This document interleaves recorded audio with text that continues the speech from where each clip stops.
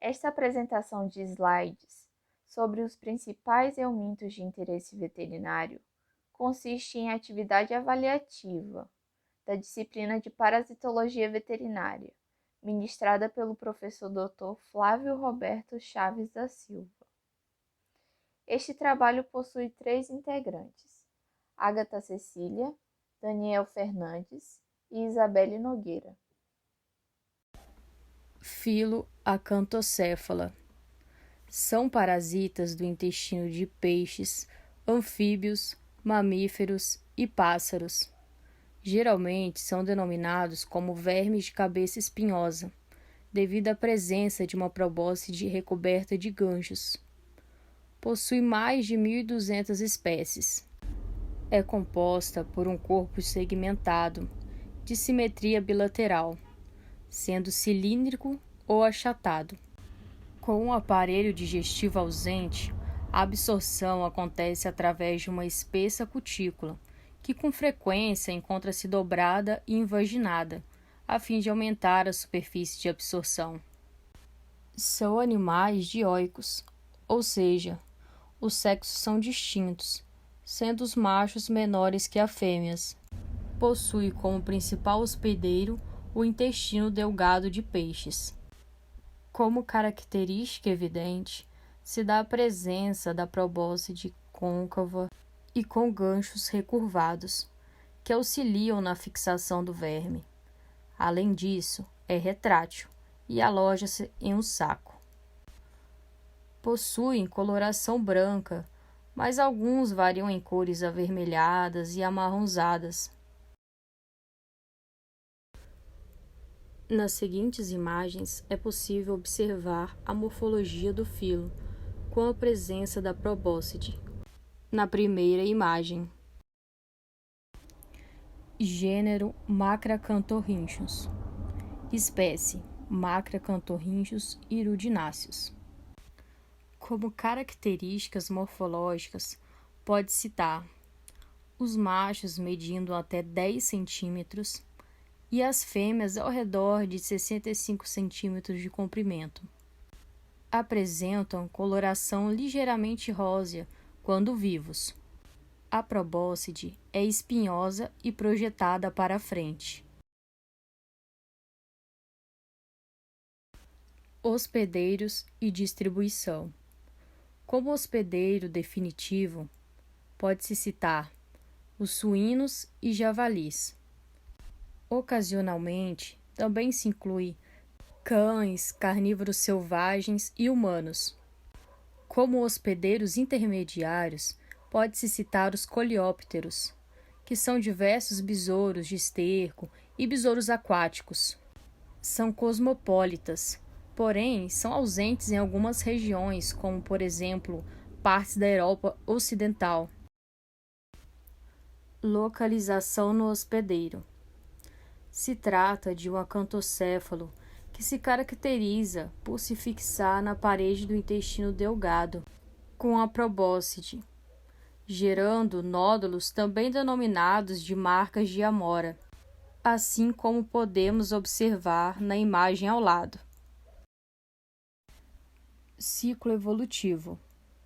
Os ovos embrionados de Macracanthorhynchus irudináceos, contendo as larvas denominadas de acanto, são eliminadas nas fezes dos suínos, sendo muito resistente a condições adversas do ambiente, podendo ser ingeridos pelos hospedeiros intermediários depois de alguns anos. O hospedeiro definitivo se contamina ao ingerir o hospedeiro intermediário e, no seu tubo digestivo, ao desenvolvimento dos adultos, podendo também haver hospedeiros paratênicos no ciclo. O período pré-patente se dá de 2 a 3 meses. Sinais clínicos e patogenia. Geralmente, as infecções brandas são assintomáticas, porém, infecções maciças podem ocasionar inflamação, formação de granuloma, perda de peso, peritonite, lesões intestinais, diarreias, desconforto abdominal, perda de apetite e cólicas no animal. Diagnóstico: baseia-se nos achados de ovos típicos nas fezes. Quando os vermes colocados em água, a probóscide espinhosa se exterioriza, auxiliando assim na diferenciação.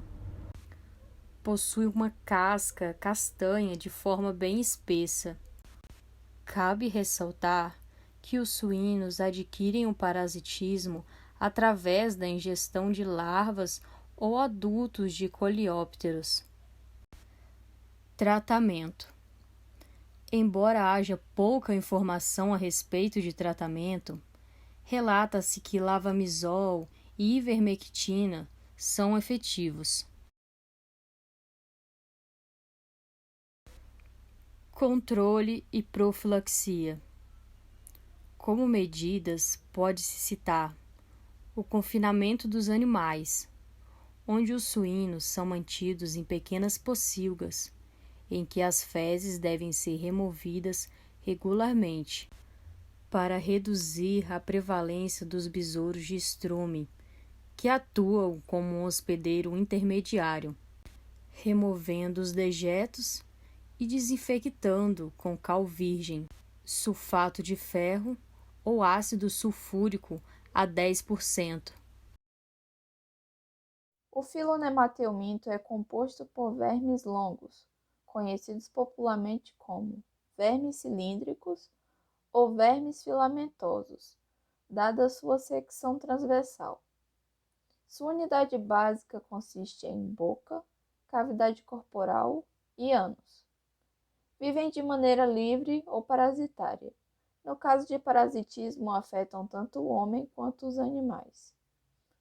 A grande maioria destes animais possui dimorfismo sexual, ou seja, o macho e a fêmea se diferem visualmente. As formas de infecção são variáveis, desde a picada de insetos até a ingestão de hospedeiros intermediários, sendo a ingestão de larvas L3 a mais comum. De maneira geral, as fêmeas são ovíparas. Possuem forma cilíndrica, com pseudoceloma. Corpo com simetria bilateral revestido por uma cutícula externa resistente de cor clara. Abaixo da cutícula está a hipoderme, e mais internamente temos a camada de fibras musculares, composta de músculos lisos e segmentares. Esta cutícula pode apresentar cristais, espinhos ou asas. O sistema digestivo é completo, constituído por boca, vestíbulo oral, lábios, esôfago, faringe, intestino e ânus ou abertura anal. A boca e o esôfago apresentam tamanhos e formas variáveis, de acordo com a espécie. Relacionado ao dimorfismo sexual, os machos são menores que as fêmeas e possuem espículos para a cópula. Quanto ao sistema genital, a maioria dos nematóides possui sexos separados. Os órgãos sexuais ficam livres na cavidade corporal. Na cópula, o macho introduz seus espículos na vulva onde os espermatozoides são injetados. Estes, posteriormente, migram para o útero e oviduto, órgão que funciona como receptáculo seminal.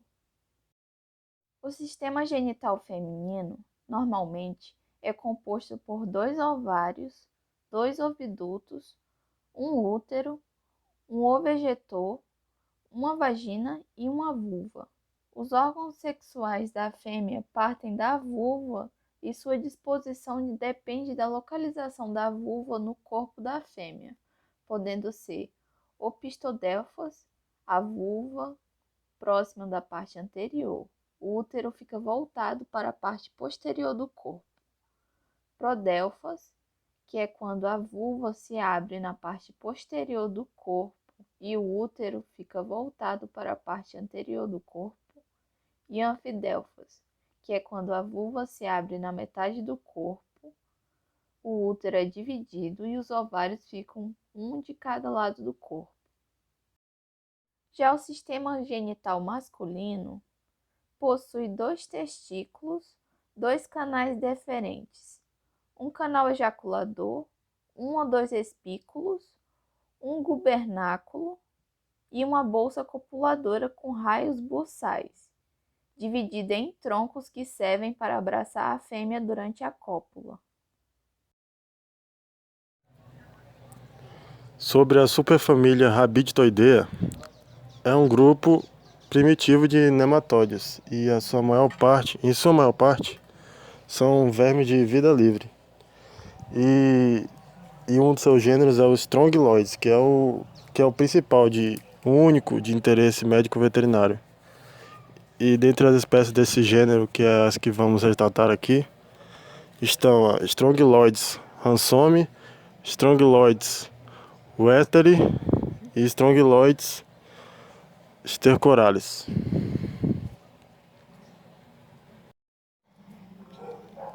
Sobre a espécie Strongyloides westeri, é conhecida como verme filamentar. A sua distribuição é cosmopolita, distribuição mundial. Seus hospedeiros são equinos e asininos. No hospedeiro localiza-se na mucosa do intestino delgado. E somente as fêmeas podem parasitar. Em relação à morfologia, são vermes delgados, finos, capiliformes em forma de pelo. Seu comprimento varia de 6 a 9 milímetros e na conjuntura do organismo aparenta ser filamentos espiralados torcidos. Sobre os sinais clínicos, ocorre a diarreia aguda, a fraqueza, a emaciação, que é a perda de massa muscular, irritação, dermatite, inflamação, edema e erosão do epitélio. Sobre a patogenia, ocorre a enterite catarral, que acomete a digestão e a absorção do animal, a hemorragia grave e o distúrbio respiratório. Em relação ao ciclo evolutivo, os ovos são eliminados nas fezes e ocorre o desenvolvimento de larvas e adultos de vida livre. Ocorre a infecção por meio da penetração da pele, penetração cutânea, ou também pode ser por ingestão oral. E as fêmeas elas acometem a mucosa do intestino delgado, e as fêmeas são as únicas que parasitam. Sobre o diagnóstico, são vistos sinais clínicos nas primeiras semanas do hospedeiro. E sempre ocorre em grande quantidade de ovos e larvas nas fezes. E ocorre em animais saudáveis. Em relação ao tratamento, é eficaz o uso de benzimidazóis. E para vermes adultos, também é eficaz lactonas macrocíclicas. Sobre o controle e a profilaxia, deve-se haver remoção de fezes e manter as camas secas e sempre limpas, com higiene do local. E para remediar, deve-se haver o tratamento antihelmíntico. Agora, sobre a espécie Strongyloides hansomi, é conhecida como threadworm, verme piliforme. Sua distribuição é cosmopolita, mundial, e seus hospedeiros são os suínos. Localizam-se no hospedeiro, na mucosa, no intestino delgado. E também apenas as fêmeas parasitam. Em relação à morfologia, são vermes finos, delgados, e no formato de pelos. Seu comprimento varia de 3,4 a 4,5 milímetros. Sobre o ciclo evolutivo, são depositados no intestino delgado ovos embrionários. Posteriormente, são excretados nas fezes e tornam-se infectantes em um dia. Seu período pré-patente é de 6 a 10 dias. Em relação aos sinais clínicos, ocorre diarreia com sangue, anemia, anorexia, emaciação, que é a perda de massa muscular, tosse, vômitos e dor abdominal. Em relação à patogenia, ocorre eritema, edema e erosão do epitélio, e também enterite catarral. Em relação ao diagnóstico, ocorre ovos larvados nas fezes, e quando faz-se a raspagem na mucosa intestinal, são vistos vermes. Em relação ao tratamento, faz-se o uso de besimidazóis, levamisol e lactonas macrocíclicas. E de forma preventiva, faz-se uso de ivermectina nas leitoas, antes do parto. Sobre o controle e a profilaxia, deve-se haver a higiene e a limpeza das baias, antes do parto. E faz também o tratamento anti-helmíntico. Agora sobre a espécie Strongyloides stercoralis, é conhecida como verme-fio. É distribuída em regiões de clima quente subtropical. Seu hospedeiro definitivo é o humano e o intermediário são cães e gatos. No hospedeiro localiza-se na mucosa do intestino delgado. Em relação à sua morfologia, são vermes finos, filiformes, em forma de fio. Seu comprimento é de 2 milímetros. E como todas as espécies desse gênero, são as fêmeas que são as parasitas. Em relação ao ciclo evolutivo, larvas ocorrem no intestino delgado. E no mesmo, ocorre também a postura na mucosa. O período pré-patente varia de 15 a 25 dias. Sobre os sinais clínicos, ocorre a diarreia com sangue e a perca de água. Em relação à patogenia, ocorrem infecções graves, edema, erosão do epitélio, enterite catarral e broncopneumonia. Sobre o diagnóstico, ocorre em animais mais jovens. E como nas outras espécies desse gênero, sempre vem grande quantidade de ovos e larvas nas fezes. E sobre o tratamento, é eficaz o uso de besimidazóis, como tiabendazol, albendazol e mebendazol. Também é eficaz o uso de ivermectina e moxidectina. Sobre o controle e a profilaxia, deve-se haver uma higiene do local, mantendo sempre as camas secas e limpas, fazendo uma remoção diária das fezes e mantendo a água e os alimentos dos animais longe de contaminação. E estas são as nossas referências bibliográficas que fizemos para a consulta do material. Obrigado.